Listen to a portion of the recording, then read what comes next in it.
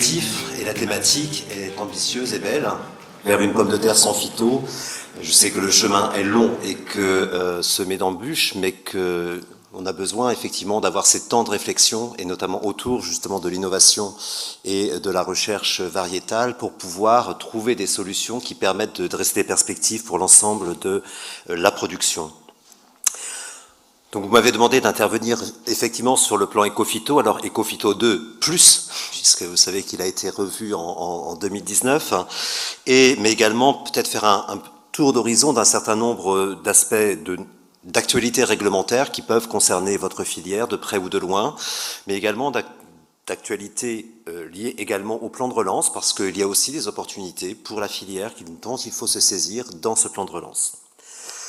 Comme vous le savez, l'actualité réglementaire concernant les produits phyto a été particulièrement riche ces derniers mois et le sera encore prochainement et dans les semaines et les mois qui viennent. Un certain nombre d'évolutions ont eu lieu du fait notamment de la loi Egalim, qui ont été mises en place ou qui sont en cours de finalisation. Je pense en particulier à la mise en place au printemps dernier des distances de sécurité pour protéger les riverains, les fameuses ZNT, à la finalisation de la stratégie nationale de biocontrôle, je reviendrai sur ce sujet, et bien sûr à la séparation de la vente et du conseil, qui était un engagement présidentiel et qui rentrera en application au 1er janvier prochain. Je pense aussi, et c'est important de le rappeler, même si ce n'est pas le sujet des produits phyto en tant que tel qui est concerné par cette réglementation, à l'entrée en application en décembre 2019 du nouveau règlement santé des végétaux, qui a conduit à une nouvelle classification des organismes nuisibles, à une intensification des efforts de surveillance et de prévention et à une responsabilisation accrue des professionnels. Et je voudrais faire le lien également avec quelque chose dont on parle peu parce que la crise de la Covid a pris le dessus, mais nous sommes en pleine année internationale de la santé des végétaux proclamée par l'ONU. Il est important de le rappeler parce que ça permet aussi de donner un éclairage sur la santé des végétaux différent que l'unique entrée par les produits phyto et tous les enjeux qu'il y a derrière ce qui est porté dans cette année internationale qui a été prolongée du coup pour 2021 du fait de la crise sanitaire. Mais l'actualité, je l'ai évoqué aussi rapidement tout à l'heure, c'est eh bien le plan de relance. Vous le savez, le plan de relance gouvernemental pour lequel 1,2 milliard d'euros sont dédiés à la transition agricole, à l'alimentation et à la forêt. Et j'y reviendrai aussi rapidement tout à l'heure. Mais tout d'abord, quelques mots sur le plan Ecophyto en lui-même. La version donc 2+ du plan Ecophyto a été publiée en juin 2019. Elle intègre 2 plans d'action gouvernementaux, le plan d'action sur les produits phytopharmaceutiques et une agriculture moins dépendante aux pesticides, donc le plan Ecophyto 2, ainsi que le plan de sortie du glyphosate. Ce plan Ecophyto a été renforcé sur des axes prioritaires que sont la réduction des usages de glyphosate, la diminution rapide de l'utilisation des substances les plus préoccupantes pour la santé et l'environnement, sur l'amélioration de la connaissance des impacts pour mieux informer, protéger la population et les professionnels et préserver l'environnement, et amplifier la recherche-développement d'alternatives la mise en œuvre de ces solutions par les agriculteurs. L'objectif étant, pour le gouvernement, de ne pas laisser les agriculteurs sans solution. Je commencerai par la stratégie de développement du biocontrôle. La loi Egalim a instauré cette mise en place d'une stratégie nationale de déploiement qui va être publiée très prochainement. Le document est au maquettage, donc il devrait pouvoir être publié très très rapidement. Elle vise notamment à soutenir la recherche et l'innovation, simplifier la réglementation, développer des solutions sur le terrain et déployer le biocontrôle à l'échelle européenne. Nous avons là un vrai sujet puisqu'il n'y a pas de définition du biocontrôle ou des produits de biocontrôle au niveau européen et c'est un sujet que nous portons notamment dans le cadre de la stratégie Farm to Fork et qui intègre également ce qu'on appelle le REFIT, c'est-à-dire un rétex réglementaire sur le règlement 1107/2009 pour voir comment nous pouvons porter cette définition du biocontrôle et son statut dans la réglementation européenne. La simplification de la réglementation en matière de biocontrôle prévoit plusieurs actions. Tout d'abord, la consolidation de la définition, donc avec un projet de décret interministériel qui est en discussion. Les modalités de renouvellement des autorisations de macro-organismes, un décret et un arrêté sont en cours également, avec un groupe de travail qui a été mis en place avec le ministère de la Transition écologique et l'ANSES. La clarification des modalités de mise sur le marché pour les dispositifs de piégeage à base de médiateurs chimiques. Une note sur ce sujet a été publiée le 24 septembre dernier. Ces évolutions réglementaires s'adossent à des dispositions existantes qui visent d'ores et déjà la promotion du biocontrôle. Les produits de biocontrôle bénéficient de procédures accélérées d'évaluation et d'instruction des demandes d'autorisation de mise sur le marché et de taxes réduites dans le cadre de ces procédures. En 2021, le plan Ecophyto contribuera à hauteur de 1 million d'euros au dispositif de soutien aux TPE et PME de la Banque publique d'investissement qui vise à appuyer ces entreprises dans le dépôt de dossiers d'homologation de solutions de biocontrôle. Je l'ai dit tout à l'heure, le plan Ecophyto 2+ a intégré le plan de sortie du glyphosate. Et dans le cadre de ce plan, l'ANSES a lancé une évaluation des alternatives non chimiques à cet herbicide en mettant en place une évaluation comparative. C'était la première fois que cette évaluation comparative était mise en place à cette échelle. Pour la viticulture, l'arboriculture fruitière, les grandes cultures et les forêts, l'agence a passé en revue chaque usage du produit pour voir s'il pouvait répondre aux 3 conditions requises par les règles européennes, s'il existe une alternative non chimique courante et qui ne pose pas d'inconvénients pratiques ou économiques majeurs. L'ANSES a publié ses résultats très récemment, puisqu'ils ont été publiés le 9 octobre dernier, et l'usage du glyphosate est dorénavant restreint aux situations où il n'est pas substituable à court terme. Ces restrictions sont désormais prises en compte par l'ANSES pour délivrer ou renouveler les autorisations de mise sur le marché des produits contenant du glyphosate. Pour les grandes cultures, cela conduira à une interdiction d'utilisation du glyphosate lorsque la parcelle a été labourée entre 2 cultures, sauf cas particulier, une restriction de la dose annuelle maximale autorisée à 1080 grammes par an et par hectare, soit une réduction de 60% par rapport à la dose maximale actuellement autorisée.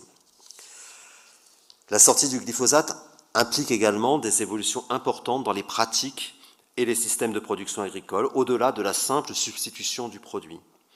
Le gouvernement met donc en place un accompagnement important des agriculteurs, technique et financier, et notamment via 2 leviers. D'une part, un appel à projet qui a été lancé par France Agrimaire de 30 millions d'euros, mais également, dans le cadre du plan de relance, une prime à la conversion des agroéquipements à hauteur de 135 millions d'euros. Donc ce sont 2 leviers importants dont il faut absolument que l'ensemble des filières se saisissent pour accompagner cette transition. Dans le cadre du renouvellement de la substance du glyphosate au niveau communautaire, la France portera la même méthodologie de restriction des utilisations au regard des alternatives non chimiques d'usage courant identifiées afin de limiter tout risque de distorsion de concurrence avec les autres pays européens. Alors, quelques résultats sur le plan Ecophyto 2+. En 2020, afin de poursuivre l'effort de transparence sur les données, nous avons publié dès la fin du premier semestre une première analyse des ventes des produits phytopharmaceutiques pour la période 2009-2019. Ce sont des données qui sont encore provisoires, puisqu'il y avait besoin de consolider encore l'ensemble de ces données.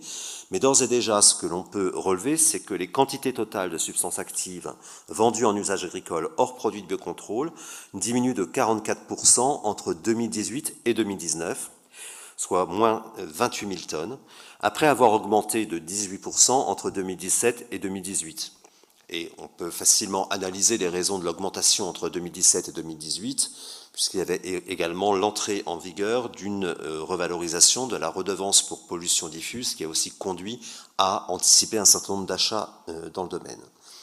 Les quantités de glyphosate vendues, elles, diminuent de 35%. Donc moins 3 358 tonnes entre 2018 et 2019, après elle aussi avoir connu une augmentation l'année précédente de 11%.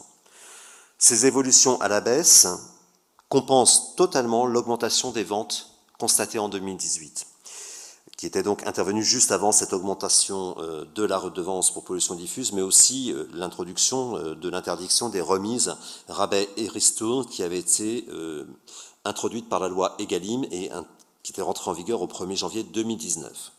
C'est la première fois qu'une telle baisse est enregistrée sur une période d'une année. Nous pouvons bien sûr nous féliciter collectivement de ce résultat et espérons qu'on arrivera à maintenir cette tendance.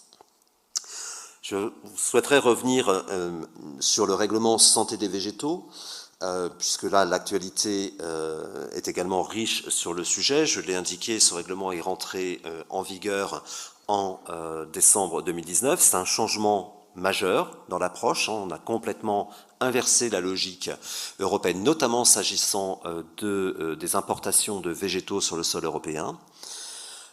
Et ce règlement change également la logique en insistant avant tout sur la prévention en amont pour éviter d'avoir à traiter ensuite. Et c'est tout l'enjeu de ce que j'appelle la performance sanitaire, comment on peut investir pour améliorer la résilience de nos systèmes de production face aux agresseurs, aux maladies, et donc limiter la réparation. Toute la réglementation sanitaire européenne est maintenant basée sur ce principe-là. On aura également un règlement sur la santé animale qui rentrera en vigueur en avril 2021 et qui sera basé sur les mêmes principes. Je sais depuis longtemps combien la filière pomme de terre est sensible à ce sujet. J'ai eu l'occasion dans de multiples fonctions à travailler avec la filière sur ces questions de santé des végétaux. Je sais que c'est quelque chose qui est au cœur de vos préoccupations. Sur le volet de la santé des végétaux également, je voudrais insister sur la surveillance, qui est une part déterminante de la prévention. Vous le savez, dans la loi Egalim, nous avons conforté les plateformes d'épidémiosurveillance, notamment la plateforme d'épidémiosurveillance en santé des végétaux, qui est maintenant en ligne. Elle est essentielle, car elle fournit les informations et nourrit les analyses qui permettent d'objectiver la situation sanitaire réelle vis-à-vis des dangers sanitaires et de mettre en œuvre, en connaissance de cause, les meilleures actions de lutte et de prévention. Cette surveillance, elle est aussi au cœur de quelque chose qui a été beaucoup mis en avant pendant la crise de la Covid-19, qui est le principe One Health, une seule santé. Et quand on parle de One Health, on en a beaucoup parlé pendant la crise sanitaire, on a parlé des liens entre la biodiversité et la santé animale. Mais pour moi, la dimension de la santé végétale dans cette approche est essentielle. Et c'est l'occasion aussi, avec l'année internationale de la santé des végétaux, de le rappeler. Une seule santé, c'est un continuum qui intègre la santé végétale, la santé animale, la santé humaine et la santé environnementale. Et il faut que nous continuions à travailler dans cette approche la plus intégrée possible pour justement avoir des systèmes de production qui soient toujours plus résilients par rapport aux agressions sanitaires. Je voudrais dire également un mot sur l'innovation variétale, qui est aussi au cœur des préoccupations de ce colloque. Les semences et plants sont un levier majeur de l'agroécologie et un maillon essentiel de la performance économique, sociale, environnementale et sanitaire de nos systèmes de production. Et ça passe bien sûr par l'innovation. Vous le savez, ces 4 dernières années ont été particulièrement chargées d'actualité sur cette question de l'innovation variétale, avec notamment les nouvelles techniques de mutagénèse. Et remis d'ailleurs aussi cette question de l'amélioration génétique remise au goût du jour avec le prix Nobel qui vient d'être décerné à 2 scientifiques qui sont à l'origine de la technique CRISPR-Cas9, 9 ans seulement après cette découverte. Vous savez que suite aux conclusions de la Cour de justice de l'Union européenne, donc en juillet 2018, il a été confirmé que les nouvelles techniques de mutagénèse sont soumises aux obligations de la réglementation OGM, à savoir évaluation des risques, autorisation, traçabilité, étiquetage, surveillance. Nous sommes conscients des enjeux qui sont liés à ces techniques, d'une part à leur statut juridique et d'autre part pour la capacité d'innovation en amélioration végétale et pour la compétitivité des filières. Nous avons fait part au niveau européen de nos interrogations sur l'interprétation de l'arrêt de la Cour, qui se traduit également, vous savez, la question qui a été posée par la Cour venait de questions posées par le Conseil d'État. Et donc des difficultés identifiées pour sa mise en œuvre, s'agissant notamment des contrôles. L'arrêt de la Cour pose ainsi la question de l'adéquation de la réglementation actuelle à l'évolution des techniques qui doit être examinée à la lumière des principes de proportionnalité et de précaution. Dans ce contexte, le Conseil de l'Union européenne a demandé à la Commission de conduire une étude d'ici avril 2021 sur le statut juridique des nouvelles techniques de génie génétique et de présenter, si nécessaire, en fonction des conclusions de l'étude, une proposition législative. Nous avons répondu au printemps dernier à cette étude qui est nécessaire pour identifier des solutions au niveau européen, la situation actuelle, non stabilisée, n'étant pas satisfaisante. Mais sans avoir besoin de ces nouvelles technologies, vous avez réussi, au sein de cette filière, à développer des variétés intéressantes du point de vue de la résistance aux maladies. Il convient désormais de les diffuser tout en veillant à la durabilité de ces résistances. L'innovation variétale est mise en avant par la valeur agronomique, technologique et environnementale, la VATE, testée dans le cadre de l'inscription au catalogue et à laquelle nous sommes attachés car il s'agit là d'un moyen efficace pour orienter le progrès génétique. Cependant, vous le savez, l'intérêt de la VATE sera certainement débattu dans le cadre de l'étude demandée par le Conseil de l'Union européenne à la Commission pour actualiser la législation existante sur les semences et plants. Et nous savons d'ores et déjà qu'un État membre, et pas n'importe lequel, s'agissant de la filière pomme de terre, puisqu'il s'agit des Pays-Bas, a indiqué être favorable à l'abandon de la VATE pour la pomme de terre. C'est pour nous un sujet d'inquiétude. Nous souhaitons pouvoir continuer de promouvoir cette VATE au niveau européen. Je pense que l'expérience acquise au sein du CTPS sur cette question-là est riche et qu'on doit pouvoir capitaliser sur cette VATE. Donc, comme vous le voyez, j'espère être toujours dans les temps, l'actualité réglementaire est riche de nouveaux défis. J'ai confiance dans le dynamisme et le professionnalisme de cette filière pomme de terre que je connais bien pour les relever. Je vous remercie.